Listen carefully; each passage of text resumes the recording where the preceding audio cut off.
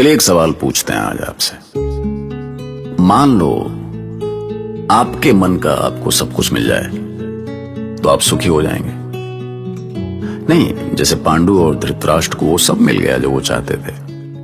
मतलब धृतराष्ट्र को हस्तिनापुर का सिंहासन मिल गया और पांडु को अपनी दोनों पत्नियां कुंती और माद्री के साथ वन की जिंदगी, बिल्कुल आजाद।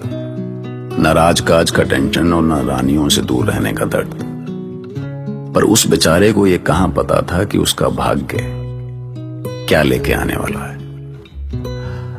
पांडु ने हिमालय की तराई में कैंप लगाया। शिकार का शौक पूरा करने के लिए वो रोज घने जंगलों में निकल जाते। धृतराष्ट्र भी खुश था कि उसे बिना मांगे हस्तिनापुर का सिंहासन मिल गया। पर अब उनके सामने एक नई समस्या थी कि कहीं पांडु वन से लौट के अपना सिंहासन न मांग ले। इसीलिए अब उसकी उम्मीद अपनी होने वाली संतान पर टिकी थी। मैं धृतराष्ट्र और पांडु दोनों की उलझन का साक्षी रहा हूं। मैं आकाश हूं। मैंने देखा है कि पांडु की भी उलझन वही थी कि उसकी पत्नियां अभी भी मां नहीं बन सकी थी। रात का दूसरा पहर बीत रहा है स्वामी। ऐसे कब तक जागते रहेंगे? आखेट के लिए तो आपको भोर में निकलना है ना। मुझे नींद में भी शिकार दिखाई देते हैं कुंती।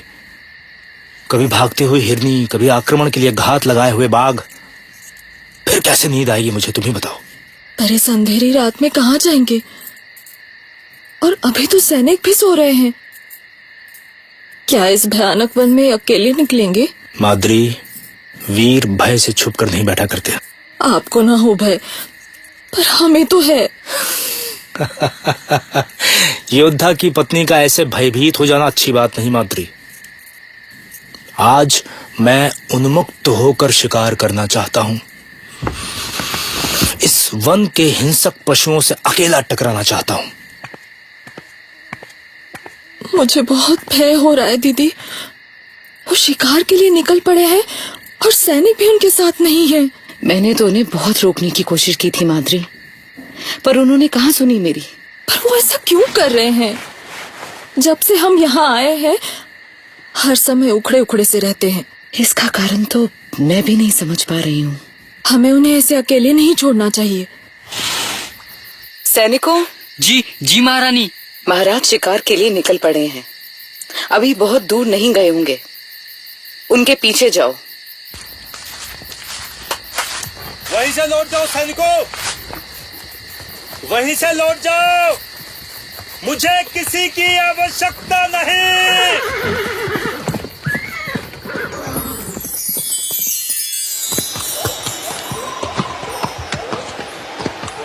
लगता है नदी के पास हिरणों का झुंड है। मुझे यहां से पैदल ही जाना होगा, दबे पांव। हिरन है शायद, एक साथ दो। इससे अच्छा अवसर नहीं मिलेगा।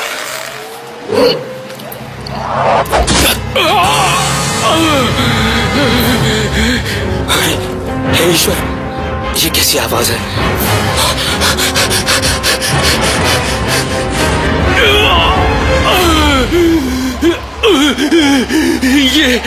ये क्या किया तूने? क्या हुआ? ऋषिवर, मुझसे अपराध हो गया ऋषिवर, मुझसे अपराध हो गया। हाँ, आप पति पत्नी की देह पर मृग चर्म देखकर मुझे भ्रम हुआ कि मैं समझा कि तू मृग। क्षमा ऋषिवर, मुझसे बहुत बड़ा अपराध हो गया ऋषिवर। मृग? हमें पशु समझ लिया तूने? पापी! ईश्वर भी क्षमा नहीं करेगा तुझे। तूने हमारा वध किया है। नहीं ऋषिवर, नहीं, ये मुझसे अनजाने में हुआ है। मुझसे अनजाने में हो गया ऋषिवर। तूने हमें मिलन के समय मारा है। जा, मैं ऋषि किंदम तुझे श्राप देता हूँ कि आज के बाद आज के बाद जब कभी तू किसी स्त्री से मिलन करने की चेष्टा करेगा, तेरी मृत्यु हो जाएगी। उसी क्षण तेरी मृत्यु हो जाएगी।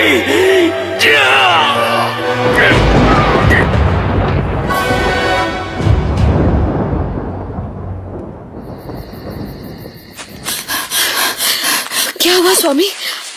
आप यहाँ ऐसे क्यों बैठे हैं? आपका धनुष कहाँ है? और कुछ बोलिए महाराज, कुछ तो बोलिए। मत छूओ मुझे, मत छूओ। क्या हो गया आपको? आप अपनी पत्नी से क्यों दूर हो रहे हैं? मैं सबसे दूर होना चाहता हूँ। मुझे नहीं चाहिए ये जीवन, संन्यास चाहता हूँ मैं। पिता ने मुझे छोड़ दिया, माता और भ्राता को मैं छोड़ आया। मेरी कोई संतान हुई नहीं और अब तो हो भी नहीं सकती। मैं तपस्या करूंगा कुंती माद्री, मैं तपस्या करूंगा। तुम दोनों अपने अपने पिता के घर लौट जाओ। पर क्यों स्वामी, क्यों? स्वामी, हमसे कौन सी भूल हुई है?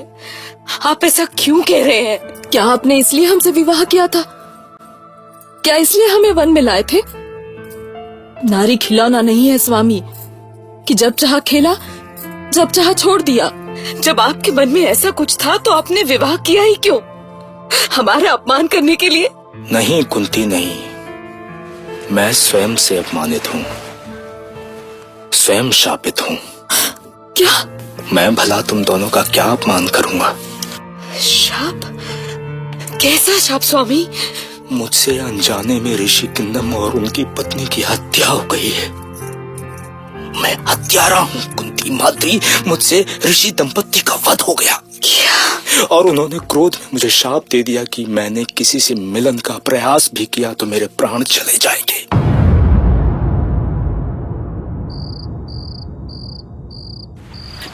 ईश्वर! क्या हुआ गांधारी? स्वामी, मेरा मन बहुत आशंकित हो रहा है। मैंने कुमार पांडु के बारे में एक दुस्वप्न देखा। नहीं नहीं, ऐसा नहीं हो सकता गांधारी। अनुज पांडु मेरा प्रिय है। यदि ऐसी कोई अनहोनी हुई तो मैं जीवित कैसे रहूंगा? ईश्वर ना करे कुछ ऐसा हो। पर मेरे इस स्वप्न का संकेत क्या है?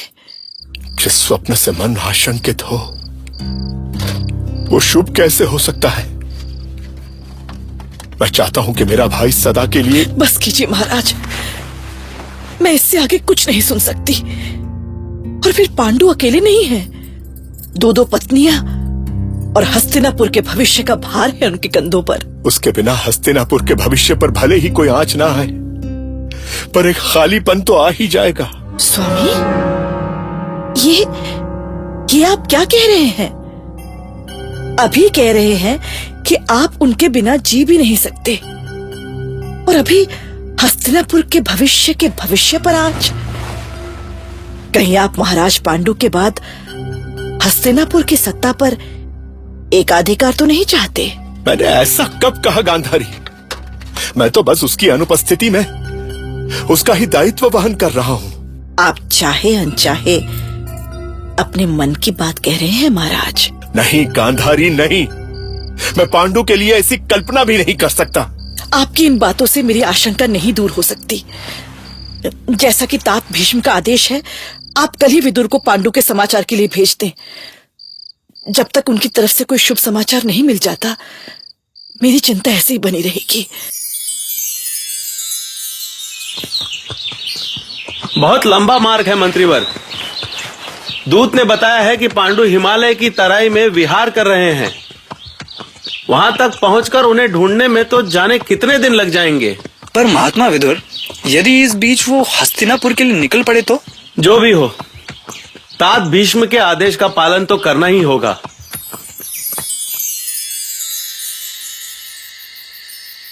यदि आप हमें छोड़कर संन्यास लेंगे तो हम यही अपने प्राण त्याग देंगे। मैं भी आपके बिना एक क्षण जीवित नहीं रहूंगी। मैं नहीं चाहता कि तुम दोनों मेरे कारण पीड़ा सहो, पर क्या करूं? मेरा जन्म ही व्यर्थ है, व्यर्थ है।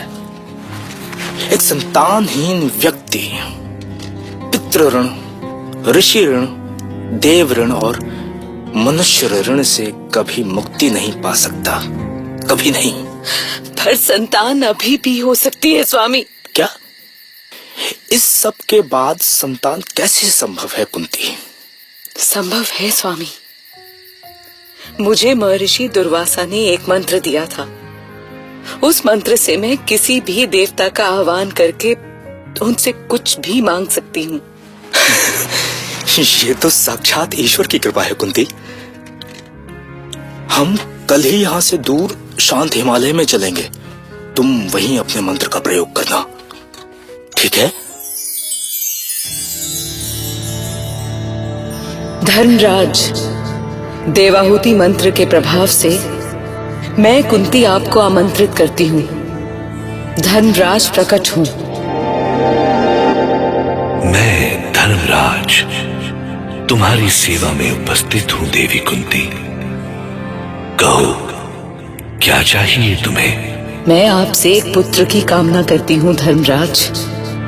अवश्य देवी कुंती, मेरे आशीर्वाद से तुम्हें धर्म पुत्र की प्राप्ति होगी। तथास्तु।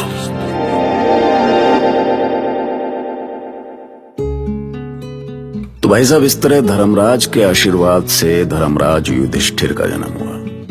फिर पांडु ने कुंती को 2 बार और देवताओं को बुलाने के लिए कहा, याचना की। तो कुंती ने पवन और इंद्रदेव को बुलाया, जिनसे भीम और अर्जुन पैदा हुए। कुंती ने माद्री को भी उस मंत्र की दीक्षा दे दी थी, चूंकि स्नेह था। जिसके बाद माद्री ने अश्विनी कुमारों से नकुल और सहदेव को जन्म दिया। और कुल मिलाकर इधर पांडु के 5 बेटे हुआ। पर उधर गांधारी की संतान का क्या हुआ, सोचे हो? बताएंगे। सुनते रहिए महाभारत।